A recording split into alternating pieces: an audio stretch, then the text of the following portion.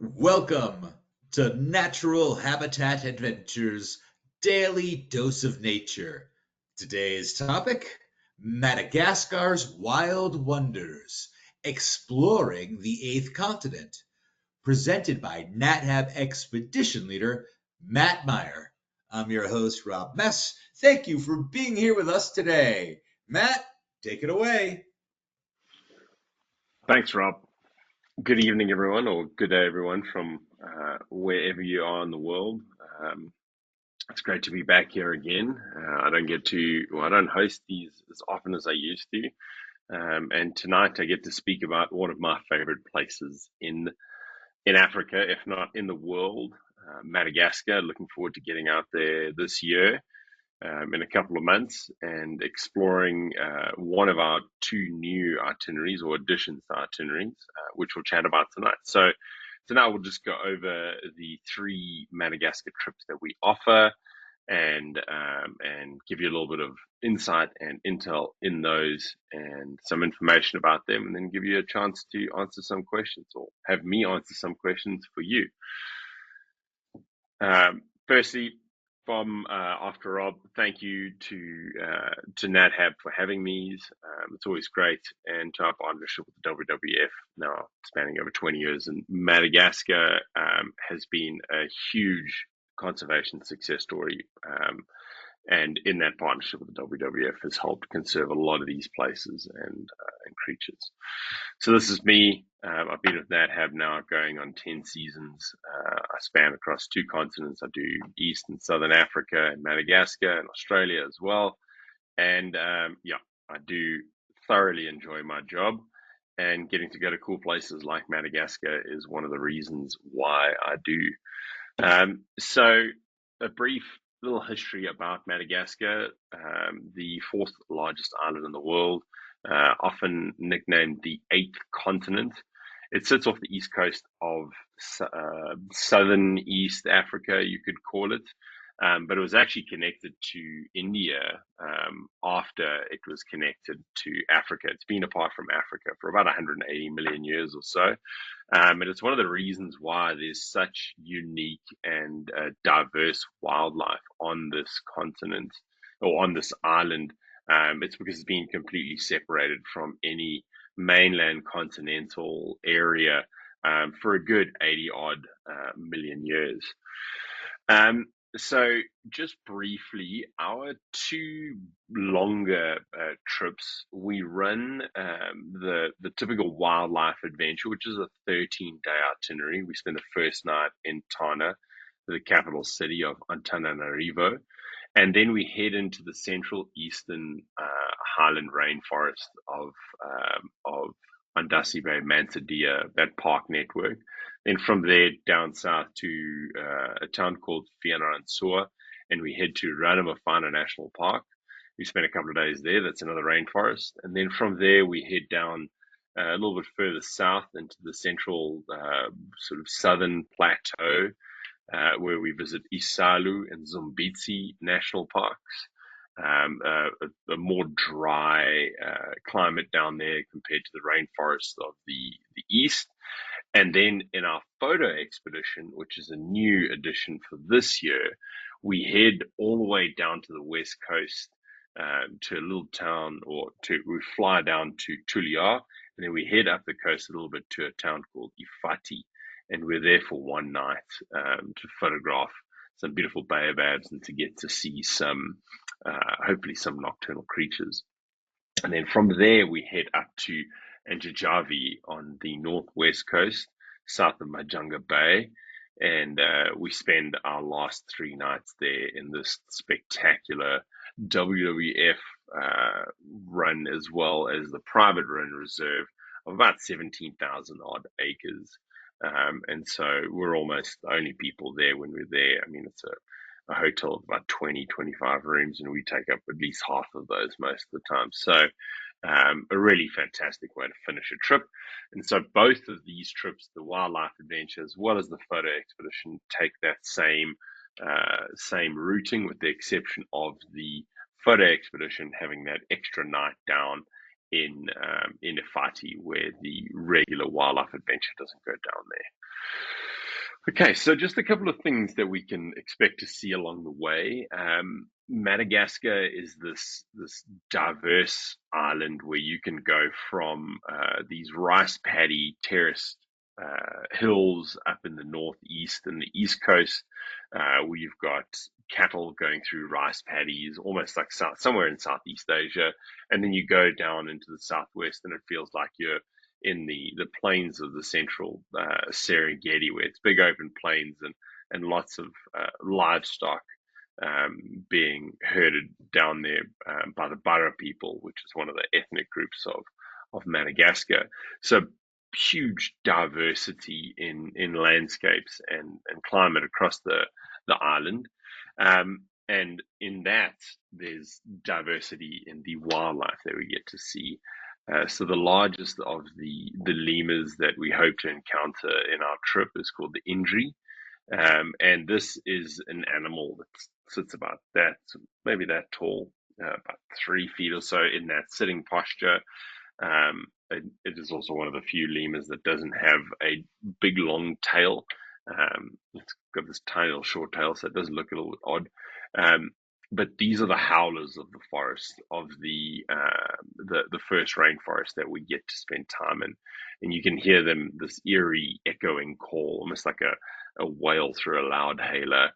First thing in the morning through the forest, this territorial call going back and forth through these family groups, sort of 4 to 6 individuals, and that's what we hone in on. The guides go, the trackers run ahead and try and look for them, and then we get to hopefully encounter these guys at this. And a lot of the wildlife in Madagascar is sort of very unafraid of humans. Madagascar was thought up until about 15, 20 years ago to have only been inhabited by people for about 4 or 5 thousand years. But then in the last 20 years, they've rediscovered, well, not rediscovered, they've discovered some fossil records with human etchings and scratchings in them that they've dated up until about 8 or 9 thousand years ago. So still very newly habited by people compared to the rest of the world. So the wildlife is still pretty relaxed around us. So something like this, you can see I was in maybe 30 feet from this Indri, sitting on a tree 20, 30 feet above us, in the canopy.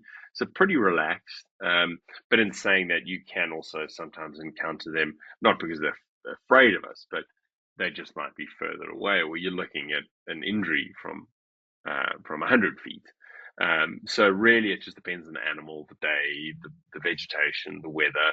So things like lens choices, you just need to be a little bit creative when you have to take your weight limitation into account as well. So I like to travel with a long telephoto and then a short wide angle for any nighttime stuff that I want to do. So in your 100 to 400, 100 to 500 range, lens is a pretty good, pretty versatile lens. But in saying that, sometimes we are encountering fairly dark conditions when we're in the rainforest. So having something like a 2.8 lens really does help with that. But if you've got to then carry that as a second lens, you do sometimes come into luggage limitations, which I'll chat a little bit about towards the end of the sort of housekeeping part of this presentation. So hugely diverse array of species. Over 100 species of lemur are found in Madagascar, and they are all endemic to Madagascar. You don't find lemurs anywhere else in the world. And these guys are the largest of that.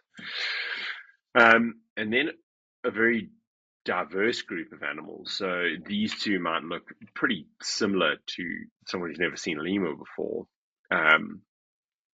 The one on the left side of they both have a very surprised look on their faces, but the one that's not taken by a cell phone basically is a common brown lemur. This is my favorite lemur. They're these little almost bandit-like creatures, nicknamed the pig lemur because they make this sound like a pig. They make this little sort of grunting as they cruise through the canopy and over the branches. And one of the things they also do is they're one of the more terrestrial, not as terrestrial as, let's say, a ringtail lemur, but they are very comfortable spending time on the ground. And they are almost entirely diurnal. So diurnal, they eat fruit, they eat a little bit of insects if they're on the fruit, some foliage, but pretty much entirely herbivores. And then you've got the sportive lemur, which is the one on the cell phone photo. Let's call it that. They're nicknamed sportive lemurs because they're incredibly agile and sportive, and they're nocturnal. So they hop in and around the vegetation at night. They're about the same size. They're both about this big from bottom to top, sort of from bum up to the top of their head. But they're agile in the canopy. So they're hopping around after moths and insects and that sort of thing at nighttime, giving them that ability to go between the trees. So two very different species, but very similar looking. And that's one of the beauties about photographing lemurs and understanding them as a group of species, that the level of endemism in this area in on Madagascar, is higher in percentage than that found in the Amazon rainforest. So over 90% of animals found in Madagascar are only found in Madagascar, which is it's a scary figure to think about, that not only just in terms of their conservation status, whereas if we lose them there, we lose them everywhere, but just how diverse that group of creatures is, and that they're only found there. Is pretty cool. Then we've got, so this is one of the 5 groups of lemurs. These are the Siphakas. So there are 5 different families of lemur. The Siphakas make up one of them, and these are the guys that are known as the dancing lemurs. So sometimes you'll see them in the trees, sometimes you'll see them on the ground, and often when you see them on the ground, they've got this kind of dancing motion. They'll dance and jump from one tree to the next, but in a sideways, like crab-like movement. And as you can see with the ones in the previous photo, they always have this very surprised look on their face, is that they've either just been caught doing something wrong, or they've just seen someone doing something wrong and they're going, how could you do that? No more than the Milne Edwards Sifaka on the left hand side there. They're often the most surprised out of the group, and one of our favorite to photograph in Ranamafana. So another big group of lemurs, and these guys are also fairly large. They're not as large as the Indri, and really acrobatic moving through the trees. The bamboo lemurs found in Ranamafana down in the south central rainforest. One of the rarest of the lemurs. This is the greater bamboo lemur. There are only 2 or 3 of them left in the region of the park that we visit, or there might actually only be 1 now. They have tried several reintroduction projects that haven't gone as well, because either the lemurs have gone back to where they came from, or they haven't been able to adapt to the diet in the region. Human wildlife conflict with certain areas and certain species is pretty prevalent, where lemurs raid croplands and are so used to eating foods that aren't native to them, that when you put them into a native rainforest, that they would have adapted to eating the vegetation years ago before the introduction of people, they now can't handle that food. So a lot of learning curves, but this is down to Ranamafana, and this just gives you an idea of sort of the light range that you can be working with. You can have something really well lit and something in pretty low light, shadowy conditions. This is the same sighting. This lemur that's with its mouth open, that's chewing on a bamboo, jumped up the tree and went to that where the other one is. So they're the same lemur, within about a minute or 2 of each other at the same sighting. And then all the way through to our nocturnal photography. So taking a photograph of this is one of the mouse lemurs found in Manzanilla National Park. It's about this big. It's a tiny little guy. And this was photographed about 20 feet away, 25 feet away. So shooting with anything besides either a camera that has fairly decent ISO capabilities, or if you have an f2.8 lens, it can be a little bit tricky. Sometimes a lot of people that aren't on the photographic trips, they'll just enjoy the night walks without even trying to take photographs, just because it can be that tricky. But then for a photographer, there's that extra challenge that adds to it. So all the way from the injury, these big guys, sort of at 3 feet from top of the head to bottom of the haunches, all the way down to the little mouse lemurs. Huge array of species and very varied across the island. And then everyone knows these guys, the infamous, famous, adorable ringtail lemurs, the most terrestrial and comfortable on the ground of all the lemurs. And the chances of seeing these guys increases the further south we go.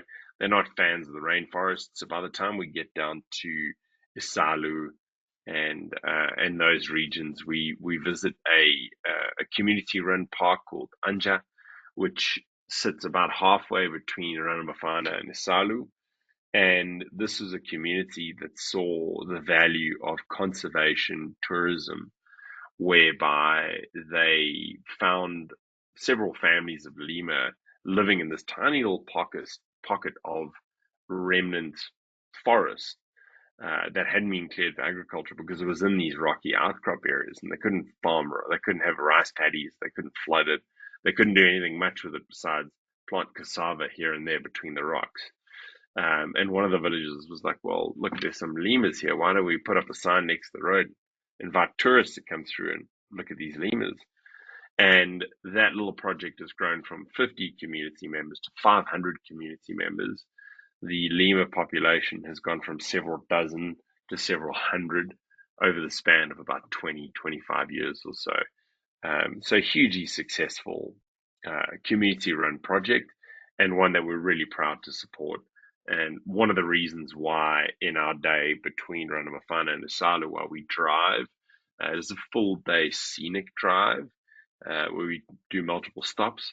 But one of the reasons, if not the main reason to do that, is to visit this park and to see these ringtails and support this community. Then the other things to photograph, it's not just lemurs. We'll talk a little bit about landscapes and some of the floral things to photograph. But Madagascar is not only home to one of the world's, the largest, the only, not largest, the diversity of lemurs is the diversity of chameleons. So these two chameleons sitting side by side, we've got the largest chameleon, the green one on the left, and the longest chameleon, the brown one on the right. So the Parsons chameleon, which is on the left, the green one, can grow up to about this big when they're sitting like this one is here on a branch, tail curled up at the bottom, and weighing in at about 2 pounds. So a small cat, let's call it that. And then the Austerlitz chameleon, which is the longest chameleon in the world. This guy here, let's say with that tongue extended from the tip of the tail all the way through the tip of the tongue, you're probably looking at about this long. So you're looking at, without the tongue, you're looking at a good 2.5, maybe 3 feet. With the tongue, almost 4 feet long for a chameleon. This one was going after a grasshopper that had hopped onto the branch right next to him. And so something like this, you can get the opportunity. The one on the right with its tongue out was that's a lucky shot. You're spraying and praying there when you're photographing that. You're just hoping and hoping and hoping that it's going to go after that cricket or the grasshopper or something, whatever it's going after next to you. But the one on the left-hand side we're photographing at night. And they don't move at night. They are inactive. They're only diurnal, active during the day. So the one on the left-hand side, we were able to fiddle and play with camera angles and light and all of that sort of thing, and move the flashlights around to give us this artistic half lit, half dark shot. But it's not just about the lemurs. There are tons of other things to photograph. Chameleons probably being my favorite out of the lot. Then you've got these leaf-tailed geckos. So leaf-tailed geckos are found in other parts of the world, but very few more, I don't know, special, let's call it that, than these guys. So the one on the right-hand side that looks like lichen is called a mossy leaf-tailed gecko. They've got a similar species as these in Australia. And during the day, that chameleon sitting on a branch, you would think that it is lichen. You would not think that it is a gecko. And they've got these little frills on the edges of their skin, on their face, that blend them in, and they have the ability, not so much as the chameleon where they can fully change their color, but they can adapt their color frequency on their skin to mimic the plant that they're on or the branch they're on. So they can look very similar to the lichen and the moss that's growing on the tree, hence the name mossy leaf-tailed gecko. And then the guy on the left-hand side is the satanic leaf-tailed gecko. So they will mimic and look like dead black leaves in the rainforest litter, and they get their name satanic by these little horns. So another really great creature to photograph, or group of creatures to photograph in the rainforest. So diversity of habitats. So we are going in a range from primary rainforest through to secondary rainforest, down to dry deciduous forest, open landscape, much like your American Southwest, where you've got almost a desert sandstone cliff-like landscape, and then all the way to coastal mangroves, and spending time on estuaries. So a huge array and very diverse group of habitats that we get to visit on this trip. We start in the northeast, or in the east central part, where we've got 3 or 4 rainforest visits. Now, rainforest, there is a wet and a dry season, or let's not say dry. There's a wet and a less wet season when it comes to rainforest. So at any points in the year, for the first 6 days or so, there's a chance of rain. But June, July, August, September, very little chance of rain in the form of anything besides a brief storm in the morning or the afternoon. Then as you move further into October, November, December, that's when there's a higher chance of longer periods of rain, or much bigger rain events in the forms of big afternoon rain showers. So I always carry my rain jacket, even, funnily enough, outside of Madagascar, even when guiding in the Australian outback, where it's often well below or well above 40 degrees. I'll still have my rain jacket with me, because you can use it for a bunch of things. It can be a windbreaker. You can use it if the ground is wet and you want to put your backpack down. You don't want to get your backpack wet. You can put your windbreaker down on the ground to prevent that. Or if you're sitting having a field meal and you don't feel like getting grass on your bum, on your pants, you can put that down. So as just a sort of a general rule, whenever I leave my room, especially in Madagascar, I always have my rain jacket with me, even if it doesn't look like it's going to rain, because you never know. That one day that you leave behind, that's the day that it's going to rain. So don't be that person that brings on rain, and just always carry a windbreaker or a rain jacket with you. And no more so important than these first sort of 6 days, the first 3 or 4 forests that we visit in the rainforest regions. And then, as I mentioned, we go down south, the photograph with the clouds above it, and the sandstone cliffs in front of it. That's near Relais de Lorraine, which is in our accommodations down in Salu in the southwestern region, and the very scrubby little pockets of trees in these canyons, and then spread out mainly by open grasslands outside of the canyons. And then all the way up to the Tsingy yards and the Tsingys of Anchichavi. So Tsingys are basically the leftover bedrock of what was once coral reefs. And it's this limestone, this volcanic limestone deposits that are extremely sharp and almost cheese grater-ish, like the back of a sword, where Tsingy refers to the shortened version of Tsingy Tsingy, which is the Malagasy term to tippy toe, because of how sharp these rocks are.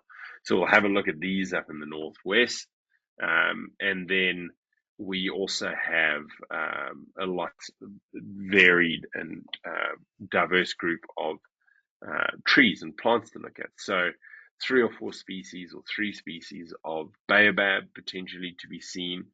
So you got the phony baobab or the redbark baobab up in the northwest at Anjijavi, and then the bottleneck baobabs down in Ifati, which is one of the reasons, if not the main reason, we go down to Ifati for that one night, is to photograph these baobabs. And that just gives us a variety of not just environments to photograph them in, but also different species to see. And then again, those beautiful sandstone cliffs behind Relais de Lorraine. We spend a sunset in the cliffs, and there's always the option to go for sunrise walks up into the cliffs and take some photographs as those peach colored or orange colored cliffs start to change as the sun comes up. So watch them go from that red through the orange, through the peach, the yellow, and finally they look gray like this in the middle of the day. And then as the sun starts setting, you get that again. With the less chance of rain in that region in the dry southwest, there's often a little bit more dust. So it gives the sun and the light a little bit of a warmer tone to photograph that sort of thing. And if you're lucky enough to be there when it's a full moon, or not a full moon, when it's a new moon nightscape, then you might also be able to take do some astrophotography. It is a spectacular area if you are able to time it right with the moon. And on the photo trips, a tripod. This is one of the reasons why you'd want to take a tripod down. The first 6 days up in the rainforest, you're not going to have too much use of it, besides maybe using it as a walking stick and helping photograph lemurs up in the canopies. But when you get down to the southwest and go up to the northwest, that's when you're going to want the tripod that you lugged all the way over to Madagascar for these nighttime landscapes, and then also to be able to photograph these baobabs. Just a couple of more photos there of what to expect up near Anjijavi. And then not a gecko, or this is a gecko, not a chameleon, but this is another gecko. Be careful, they might every now and then try and sell you insurance. The green day gecko is thought to have been the gecko that the Geico gecko was themed or modeled after. But this is the Standings Day gecko. So these guys are seen down in Zombetsi, which is the national park down in the southwest that we visit. We just go there for a day, and beautiful baobab trees and some spectacular bird life down there. So to touch on a couple of sort of, let's say, housekeeping things to answer some broad spectrum questions for the itinerary. What we do at NatHab, for the most part, almost all of our trips, we go to regions that have the best wildlife and the best nature, and then we look for the best accommodation in that region that aligns with our ethos, with the level of sustainability that we've grown to expect, and the level of comfort that is acceptable for what we're doing. So when we start in Tana, we stay at the brand new Novotel. It is a large hotel, but we've got a private room for our first dinner all together, and welcome presentation. And being a new hotel is often a lot more sustainable and environmentally conscious than a lot of the older hotels, being able to um, uh, have things like solar, have efficient water heating, have all of that sort of thing, more so than a hotel that was built 50 or 60 years ago. So that's one of the reasons we stay in the Novotel. And then we've got Mantadia Lodge up on the top right. Beautiful, newly appointed, maybe within the last 10 years or so. And these developers, they cut down a eucalyptus forest. So eucalyptus, a native tree or native group of trees to Australia, introduced in a lot of the colonies around Africa, particularly the French colonies. And the French planted a lot of eucalyptus in Madagascar, and it's a hugely invasive alien species. So they cut down all of these trees and they built a lodge with it, and it sits right next to the park. So great proximity, close for the activities, and built out of what was once an alien invasive species. And then we stayed down in Vovotel when we were down in Efati, a very simple but very beautiful and well appointed little lodge on the beach down in Efati. Rana Mafana is probably the most simple of our accommodations. We stay at Hotel Thermal, which is right down in the town of Rana Mafana. It allows us closeness to the park to be able to do our activities. So we do a night walk just outside of the park in one of the local operated arboretums, and then we're only about 15 minutes or so drive up to the national park itself. So proximity is key there. But Rana Mafana is probably one of the most isolated and rural areas that we visit. So the Hotel Thermal, it's pretty basic and simple, but it's more than you need for the 2 nights that we're there. And yeah, it's a great little hidden spot in the town.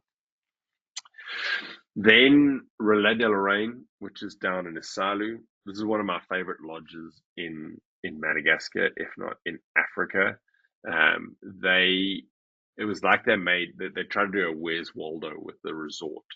They created these puzzle-like structures out of all of the native rock from the surrounding area. And if you looked at it from 100 yards beyond where this photo is taken with this bougainvillea, you almost can't see it in the rocks unless you know what you're looking for.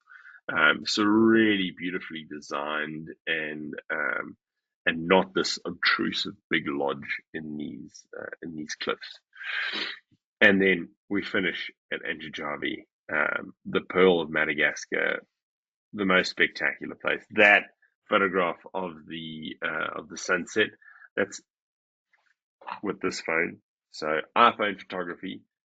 Some of the photo trips, some people come with iPhones. They don't bring any big camera gear. They just come with an iPhone.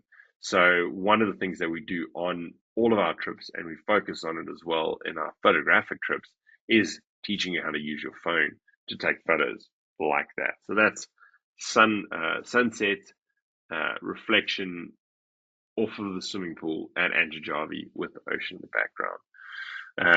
And as I mentioned, sorry, excuse me, Anjijavi, beautiful place to finish. Incredible conservation initiatives, and worked with wildlife colleges and vets, a couple of universities from around the world, and they've really got a great ethos going. They've got a tree planting area, they've got revegetation tours, they've got a They've got a repopulation project of an Aldabra tortoise, which was once thought to be extinct, off of the Aldabra archipelago. And then about 15 years ago, a private, let's say, collector of species passed away and donated these tortoises, the 12 tortoises, to an organization in Tana who had nowhere to put them, nowhere to do anything with them. And so they sent them to Antijavi on condition of the breeding and preservation of them. And they turned that 12 tortoises that we started supporting the project when I first started going there in 2017. They've grown 12 into about, I think when I was there last year, it was about 140 or so.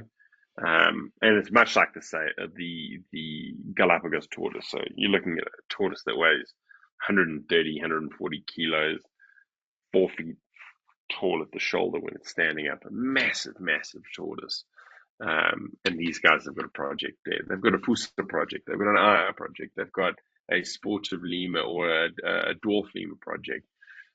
So really great spot to spend the last couple of days and just soak it all in. Then a couple of last things before we get into a little bit of details following packing lists and things like that. So these are just photos to give you an understanding and idea of what to expect in terms of terrain and sort of photographic opportunities. So that's a good distance that we are to those lemurs. So that's within about 20 feet or so. I would say that's about average. We don't encourage them to get much closer than that, but sometimes they do. But sometimes it can be a little bit further away than that as well. And then on the right-hand side, these are some baobabs down near Ifati.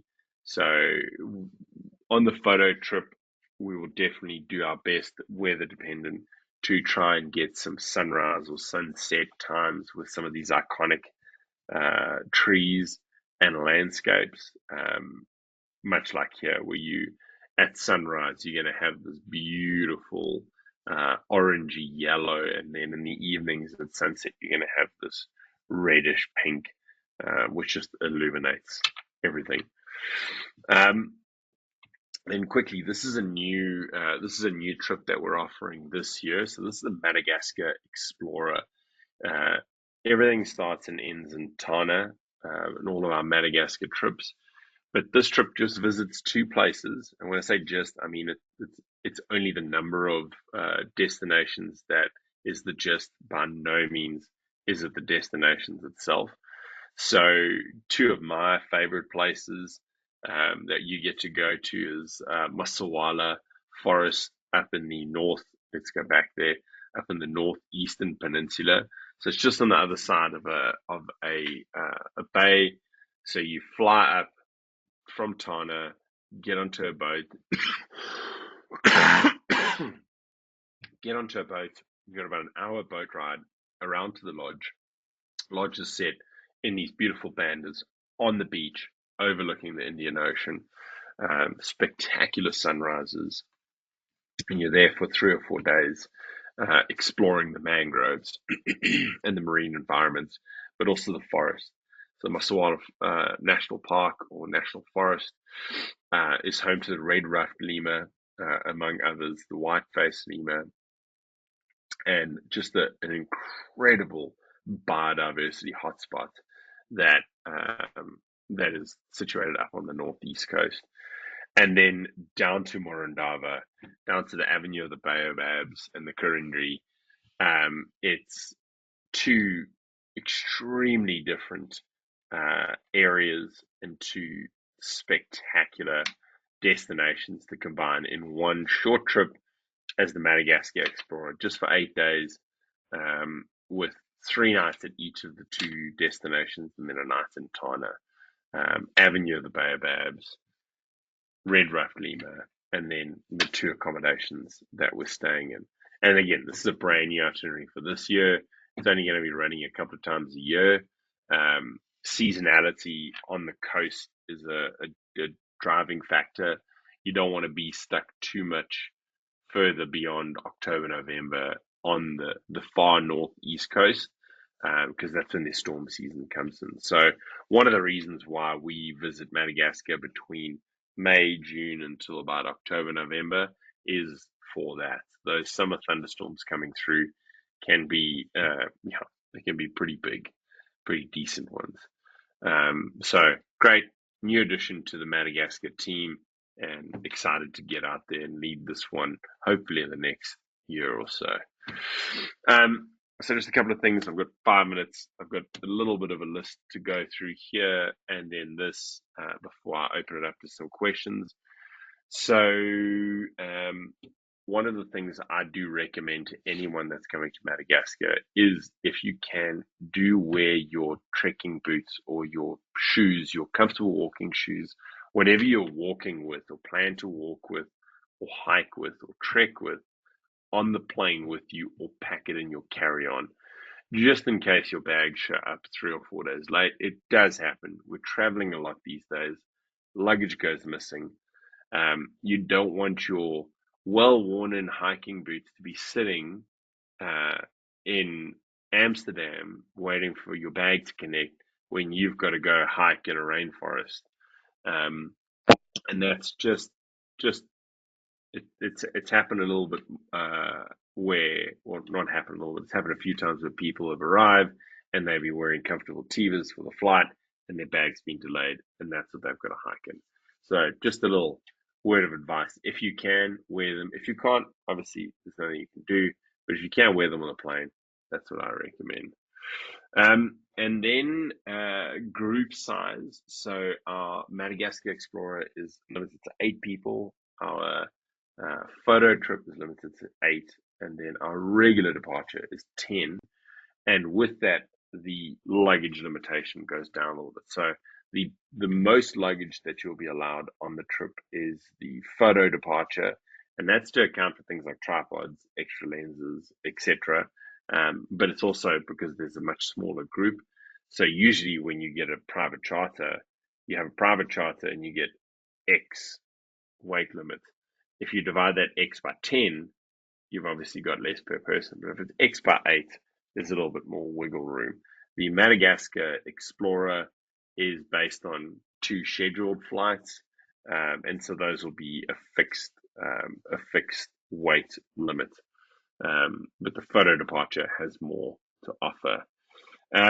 In terms of physical requirements, is the right trip for you? Is it this? Is it that? If anyone ever asks me, do you think I'd love Madagascar? If you're a nature nerd like me, like most of you back home that are watching this, and you love everything about the outdoors and wildlife, biodiversity, interesting animals, Madagascar, there's no other place like it. But in saying that, if you're not absolutely obsessed with wildlife, Madagascar is it's a tough place. The food is very different to most Northern Hemisphere food. The travel days can be long for good reasons. We try and limit the amount of time where we are driving long distances, but sometimes it's not possible to avoid. So our first travel day is a 4 or 5 hour drive, broken up into parts, but it's still a 4 or 5 hour drive. Then one of our days is a long scenic drive where we're driving the whole day, but we're stopping 4 or 5 times along that. One of them to walk at the community reserve Anja, another one for a lunch stop, another one for a restroom stop, some for a scenic stop. So we do make it a plan to stop as much as possible, but the roads are pretty bad, and there are potholes and things like that. But again, most people that are wanting to come to Madagascar, they're not worried about potholes. They're not worried about bad roads. They're coming to see the wildlife because they're all obsessed with it, like we are. Then seasonality, I mentioned that a little bit earlier. So June, July, August, cool mornings, cool evenings, nice temperature in the middle of the day, little chance of rain. Then August through September, October, the chances of rain increases, but the September, October is the beginning of the baby season. So most of your lemurs that have a specific breeding season will be having babies in September, October. And then the days are also starting to get warmer and warmer. So those are a few things to just take into account when thinking about that. Footwear, rain jackets, leech socks. That's something we always get asked. Leech socks, if you've got them, bring them, wear them. The higher the chances of rain, the higher the chances of leech socks, but they're small little leeches and they're not going to do much to you besides just bite you a little bit and take a tiny, tiny amount of blood. The worst thing you do is yank it off because then it's not going to stop bleeding. So if you are on a walk and you find one on you, just tell your expedition leader. But leech socks, if you have them, bring them, but don't go out and especially order them. It's just for me, it doesn't bother me. But if if you don't like leeches, then it's something that you should bring for the first at least the first two forests. The third forest a little bit less, but the first two forests, and they're only going to be in the rainforest. You're not going to find many down south and up north.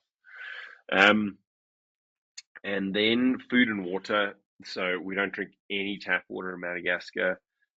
We have big bottles, big jugs in all of the vehicles and and at the lodges for you to refill your NADHAB water bottles or your lightweight water bottle that you bring with that you might not have a NADHAB one. So we refill water bottles and we try and eliminate as much plastic as possible. Internet and Wi-Fi, we have that at most of the places that we're at, but Ranamafana being the most limited, they are all on satellite or on cell service Wi-Fi. So you will have internet throughout in the form of Wi-Fi, but it might just be slower at areas than at others. Electricity and charging, it runs on 220, and then international adapters recommended, the ones for Madagascar. All of the rooms have charging ports. There aren't any places where you have a central charging port, unless it's a fully solar off-grid lodge, and then they'll have one in the central area. But for the most part, all of the lodges, all of the rooms are equipped with a charging area inside your room. Gratuities and money, that's something that is included in all of the gratuities along the way, except your local guide and your expedition leader. And money, they have their local currency is the Madagascar Ariari, which, as of today's rate, is where is it here? It's about 4,500 to 1. So 4,400 Ariari to $1. And it's about, let's say, 10,000 Ariari to buy maybe 5,000 Ariari to buy a Coke or something like that. So that's about the going exchange there. Trekking poles, we do provide trekking poles. If you've got your preferred ones, please bring those with. Flashlights at night. We will be doing night walks for a lot of the places, but it's also some of the areas, the lodges, the paths are a little bit uneven. So bring your flashlight. Headlamps are great, but if you don't have a headlamp, you don't go out and order one. Just bring your regular torch or flashlight. Headlamps help if you're taking a photograph at night, because then you don't have to hold your flashlight while you're trying to fiddle with your camera settings. But it's not a be-all and end-all of you have to have a headlamp. Luggage, the luggage restrictions will be dependent on the trip that you're on, and they'll be outlined in your pre-departure trip.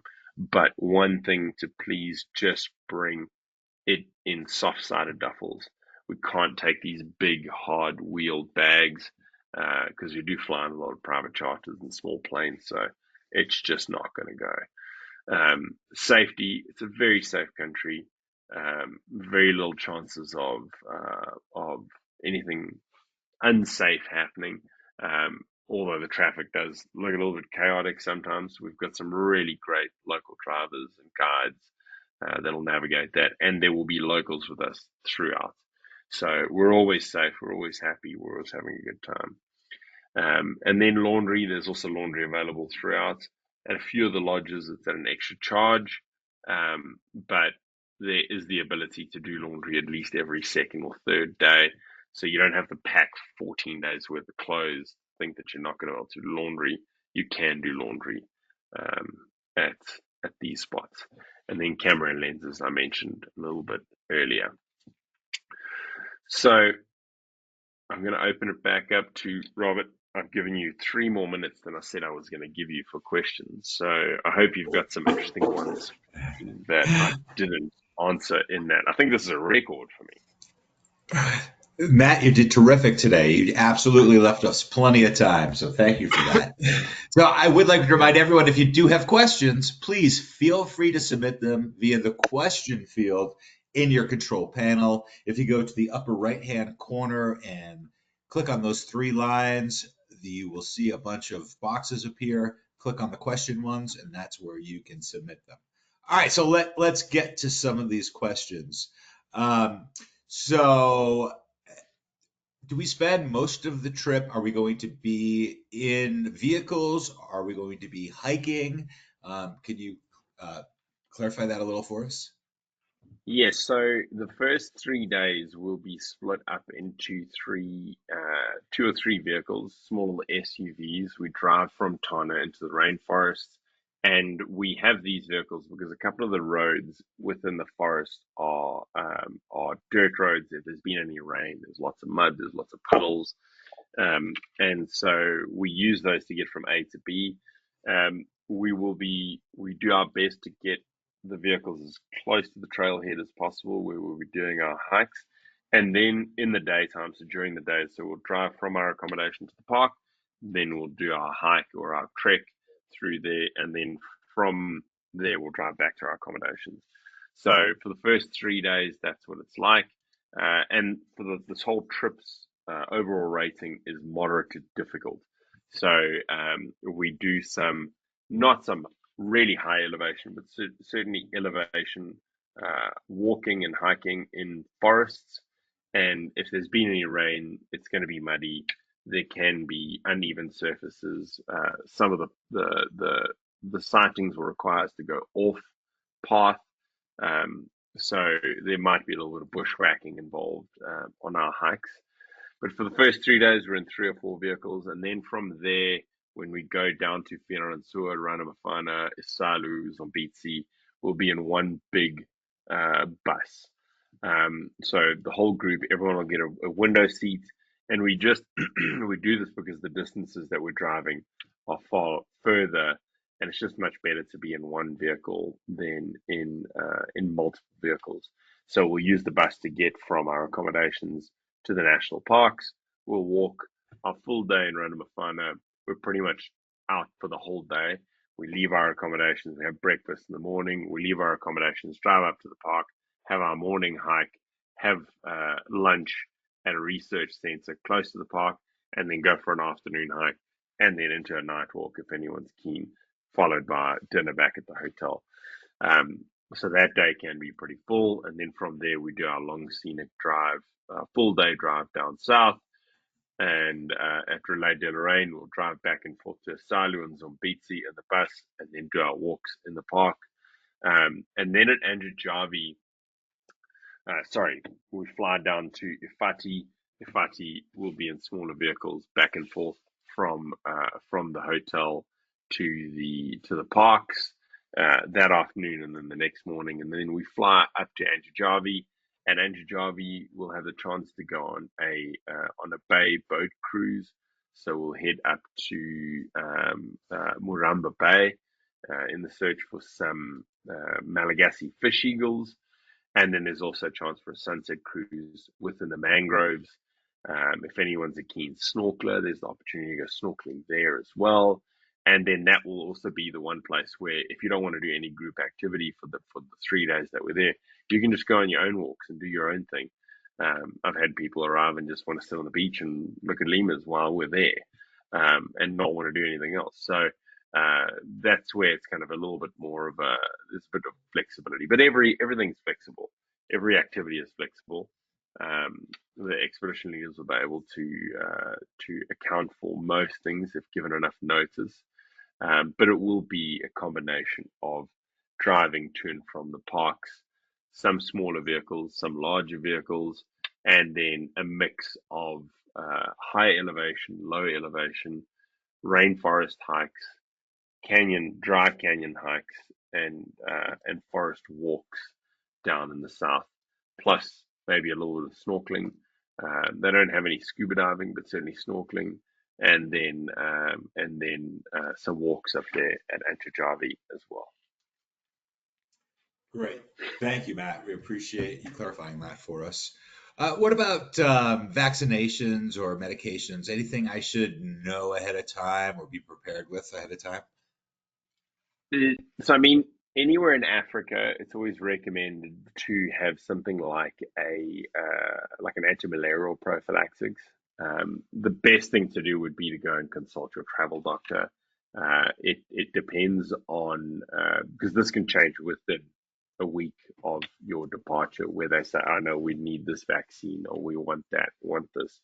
As of right now, no vaccinations are required to get into Madagascar, but it is strongly recommended to often have an anti-malarial prophylaxis or prophylaxis to take with. It's not to say that we're in malaria areas, but if you get into a plane and there's someone that's in transit from Nairobi and they've been in a malaria area and they sit next to you on the plane and they're at the airport and a mosquito bites, it's just one of those things. You never know. So you are going from most travelers coming from the northern hemisphere, from North America, you're very low risk of something like malaria there compared to Madagascar. But the best thing is to consult your travel doctor, and they'll be able to give you an exact do this, do that. I'm not a medical professional, so I can't give you an exact thing. But for me, anti-malaria is probably the way to go.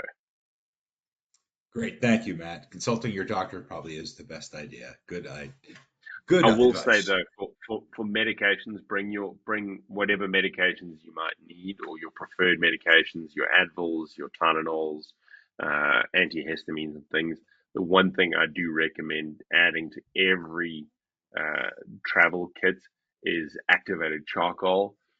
It just helps with any sort of gut-borne things that you might encounter, and I say this for any travel anywhere in the world. You might accidentally eat something that didn't agree with you, or drink a little bit too much tap water when you brush your teeth. Pop a charcoal tablet, that helps. It really does. Gotcha. Perfect. Thank you. So, if I'm a birder, Matt, is this a good trip for me? Are there any really unique birds I'm going to see? Yes. So there's a group of birds in Madagascar called the Vangas, and they are, in terms of coverage of different types of birds worldwide, they cover the majority of groups and types of birds that you can encounter. So, from your insectivores, your granivores, your nectivores, your carnivores, all of that, there's a vanga that will be within one of those groups. So Madagascar not only has some interlopers from mainland Africa, but they've also got really unique and endemic birds just found in Madagascar. So yes, birding. I just didn't put it in here because if I added it in, then I wouldn't have given Rob 10 minutes for questions. So birds, definitely, definitely, definitely. So decent pair of binos. I always have binoculars. I often joke with guests that when they see me on the first day is the only time that they're going to see me without my binoculars on a trip, and I wear them throughout. I'm more and more of an avid birder the longer I guide, and Madagascar is phenomenal for birds, so definitely yes. Great. Thank you so much. What about large carnivores or elephants? Do we experience any of that No, there? no. So the Indri is the largest mammal. It's this big, 3 feet from shoulder to bottom. The largest carnivore is called a fossa. It looks like a big long mongoose, maybe 4 feet long, about this long, but a pretty petite cat. And well, it's not a cat, but similarly to a cat or a big mongoose-like creature. But no, none of the megafauna from mainland Africa.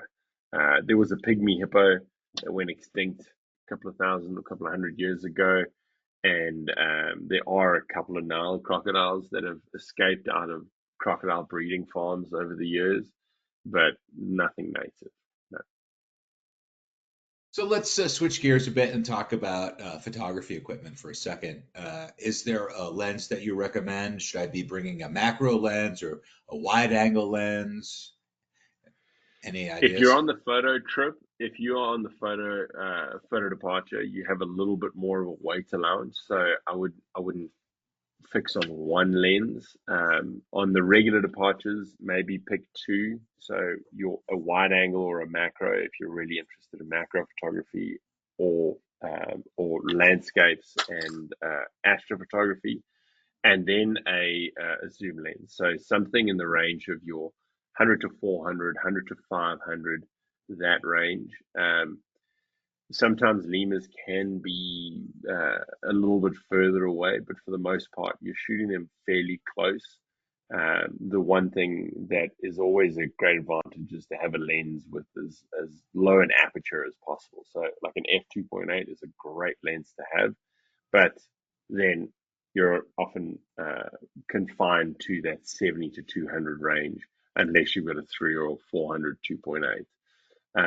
So I would say a versatile lens like a 100 to 400 or a 70 200 with a 1:4 converter on it is about going to be your sweet spot for a lens. And then the second lens that you're going to bring with is really dependent on your other interests. If you are a macro photographer or if you are a landscape and astrophotographer, that would determine whether you're going to bring a wide angle or a macro lens. So, what's the best way for us to take photos at night? Should we be bringing a flash? Are we going to use flashlights? Recommendations for night photography. Um, Flashlights will be brought along, so expedition leaders, local guides will be using flashes, or flashlights, should I say. Flashes on your cameras are often discouraged because they can scare and they can chase away certainly the mouse lemurs with things like your chameleons and your lizards. They're not gonna go too far if you put a flash on them. But flashlights definitely are used, and that'll give you that. And the often the chameleons aren't moving, so you've got the ability to be quite creative with that sort of thing. But the mouse lemurs sometimes can move pretty quickly. Um, but the guides will have flashlights. But no, we don't encourage flash photography for wildlife at night. But if we're out photographing something like a tree, or a thingy, or something like that with some stars in the background, a flashlight painting it does come in handy. But actual flash photography, not very often, no. Gotcha. Thank you. So, are we going to interact with the locals at all? And if so, are there some things that we need to know so that we don't inadvertently offend the Malagasy? So well, one of the reasons why I love Madagascar is the people. In Africa, there are few cultures and few groups of people that are as friendly and as open and as warm and inviting and just lovely people as the Malagasy. But in saying that, a lot of the let's say the local do's and do nots will be covered at the welcome presentation at the beginning of the trip. So when you arrive, the first thing you arrive, as soon as you get into Tana, after you've cleared customs and immigration, get your e-visa in advance. It makes things a lot easier when you arrive than getting the visa on arrival. So if you can get that e-visa in advance, that's much easier. And then on arrival into the country, once you've got your bags and you walk out, the first person you see is going to be someone with a WWF NatHab sign, and they will be your local guide. or a local representative. And so you're going to have a local guide with you throughout the trip. There are interactions with a lot of local staff. For the most part, there's limited English spoken. A lot of them do speak French, but the Malagasy language, 19 different ethnic groups, probably dozens of different variations of the same language across the island. So communication from us to them is often through our local guides or local expedition leader. And then we'll have local guides in all of the parks as well. There's a lot of interaction with locals and a fair amount of time with those local guides. But in terms of things that are culturally appropriate, inappropriate, a question like that would probably best be addressed to your expedition leader at the welcome presentation, because then they can give you something that you'll think about the next day when it happens. But in my years guiding there, and over 20 trips there, very few people offend local Malagasy. Just don't be mean, basically. Just be a nice, kind person, and you're not going to offend them. Great. Thank you so much, Matt. Unfortunately, that is going to be the last question that we do have time for today. So I'd like to hand it back to you for any closing comments you might have for us. Thanks, Rob. I'm really excited to get back to Madagascar. As I've said several times, it is one of my favorite places to guide. The people are spectacular. The wildlife is incredible. And it's just such a rich island with so much to offer and so much to give. And to talk about it for an hour with like-minded individuals, I'd just like to thank all of you for coming today, tonight, wherever you are. Thanks to Rob for hosting, and as always, thanks to NatHab for giving us this platform to share these passions and these great places, and to bring all of us together of like-minded individuals. So thank you. Thanks, NatHab. Thanks, Rob. And thank you all. And Matt, thank you so much for taking the time to present for us today. And I'd also like to thank everyone who joined us today. If you are interested in information on how you can travel to Madagascar with NatHab, give us a call at 800-543-8917, or you can send us an email at info@nathab.com. Our adventure specialists are happy to help you out.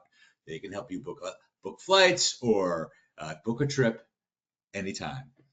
And if you're part of a photo club and would like NatHab to speak to your members about nature and travel photography, email us at webinars@nathab.com. Join us tomorrow for our next Daily Dose of Nature. You can check out this week's lineup, including registration links, on our website at nathab.com/webinars. We did record today's presentation, and we will have the replay available on our website soon. With that, I will conclude the webinar. Goodbye, everybody. We'll see you next time.